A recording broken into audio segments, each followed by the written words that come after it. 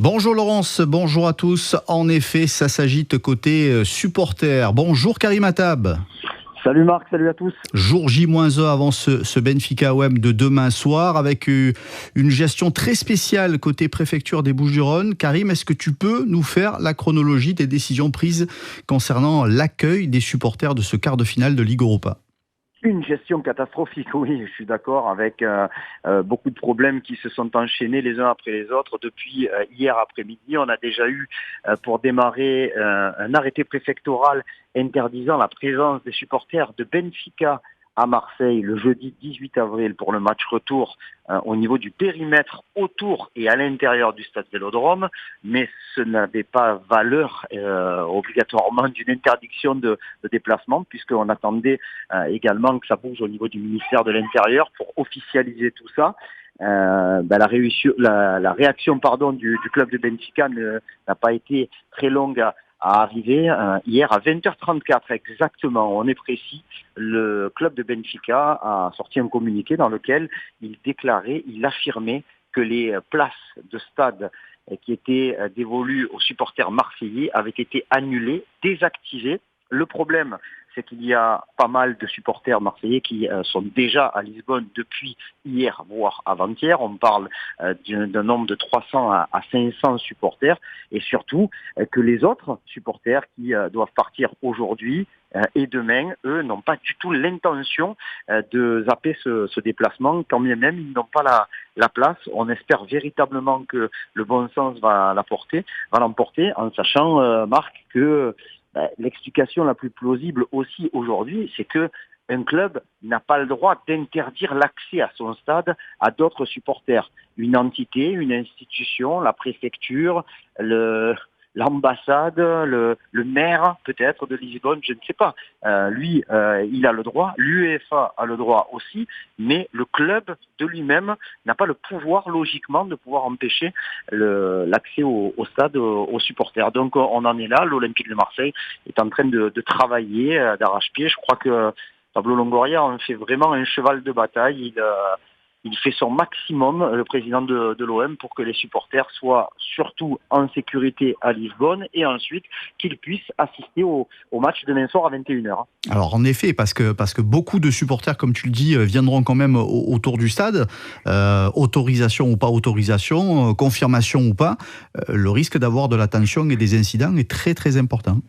Oui, et pas seulement autour du stade, c'est tout simplement la présence des supporters marseillais dans le cœur de la ville de Lisbonne qui pose problème, parce que cette décision préfectorale en première instance, qui semble avoir été retirée en fin de journée hier, eh bien, elle pose un problème parce qu'elle oppose un petit peu plus les supporters des deux camps.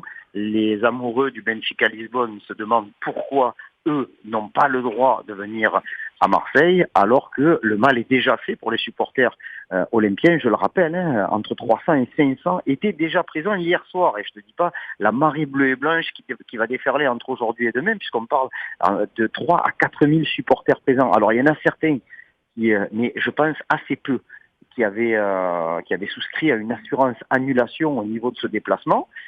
C'est le cas de Greg qu'on a peut-être entendu aujourd'hui. On l'a entendu tout à l'heure, oui. Voilà, exactement. Mais par contre, je veux dire 95% des supporters n'ont pas ce genre de considération. Ils ont des frais engagés qui sont quand même très importants. Ils ont de la disponibilité engagée qui est très importante. Il y a des jours de congé qui ont été posés. Il y a de l'argent investi. Il y a du temps pris en dehors de leur foyer et de leur famille, de leurs enfants. Donc voilà, c'est le gros problème, c'est qu'on ne veut pas se retrouver dans une situation où on ait des guet-apens qui soient organisés dans les rues de Lisbonne. Donc je pense que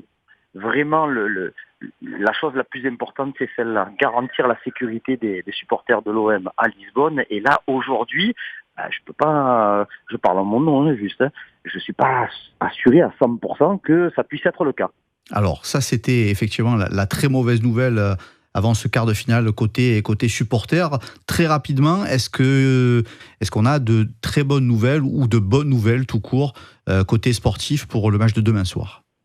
On a des bonnes nouvelles, oui. On a le retour de Chancel Mbemba et d'Amir Murillo au sein du groupe qui a pris l'avion en fin de matinée du côté de l'aviation générale pour rejoindre Lisbonne. Donc ça fait 2 joueurs de plus. Je vous rappelle quand même que pour un match de Coupe d'Europe, tu ne peux pas compter ni sur Ulysse Garcia, ni sur Pape Gueye, ni sur Jean Onana qui ne sont pas inscrits sur les listes UEFA. Pour le reste des blessés, c'est statu quo. Mais bon, le fait d'avoir Chancel Mbemba, ça rassure un petit peu tout le monde. Et on espère qu'Amir Murillo sera en capacité de jouer quelques minutes. Pourquoi pas avoir l'exploit de le voir au coup d'envoi, même si c'est peu probable. Mais dans tous les cas, le secteur défensif de l'Olympique de Marseille ressemble un petit peu plus à quelque chose au moment d'aller défier Benfica sur son terrain. Et j'ai vu les 2 derniers matchs de Benfica, c'est très costaud, notamment offensivement. Donc Chancel Mbemba ne sera pas de trop pour apporter sa pierre à l'édifice du côté défensif de l'Olympique de Marseille. On en parlera ce soir à 19h30. Nous, on a le bar des supporters à 17h30, mais à 19h30, à l'Estadio de la Luz, nous aurons la conférence de presse de Pierre-Emerick Aubameyang et de Jean-Louis Gasset. Merci Karim.